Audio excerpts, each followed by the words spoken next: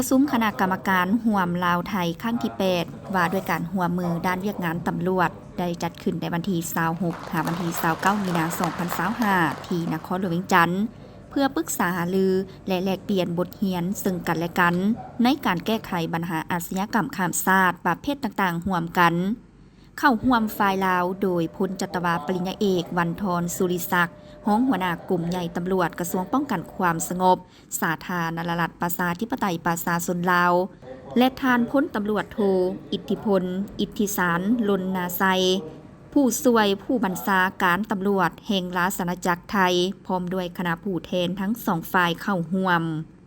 กองประชุมได้ดำเนินไปด้วยบรรยากาศที่สร้างสรรค์และแลกเปลี่ยนบทเรียนซึ่งกันและกันเพื่อแก้ไขปัญหาอาชญากรรมข้ามชาติประเภทต่างๆโดยซุ่มไซปรึกษาหารือและหับหงบางปัญหาที่นอนอยู่ในกรอบการร่วมมือ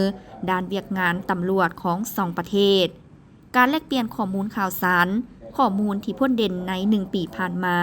และค้นคว้าทิศทางในการร่วมมือเพื่อแก้ไขปัญหาอาชญากรรมข้ามชาติและอาชญากรรมที่เกี่ยวข้องอื่นเป็นต้นการลักลอบค้าขายสิ่งเสพติดการก่อการให้การฆ่ามนุษย์การค้าขายสัตว์ป่าที่ผิดกฎหมายการโจรกรรมการลักลอบเข้าออกเมืองผิดกฎหมายอาชญากรรมทางคอมพิวเตอร์นอกจากนั้นกองประชุมคณะผู้แทนทั้งสองฝ่ายยังได้ปรึกษาหารือเป็นเอกภาพกันในการจัดกองประชุมคณะกรรมการร่วมลาวไทยครั้งที่9ว่าด้วยการร่วมมือด้านเวียกงานตำรวจแม้นจะได้จัดขึ้นที่ประเทศราชอาณาจักรไทยโอกาสนี้กองประชุมแม้นได้ลงนามเซ็นหับฮ้องเอาบทบันทึกกองประชุมคณะกรรมการร่วมลาวไทยครั้งที่8ว่าด้วยการร่วมมือด้านเวียกงานตำรวจอย่างเป็นทางการ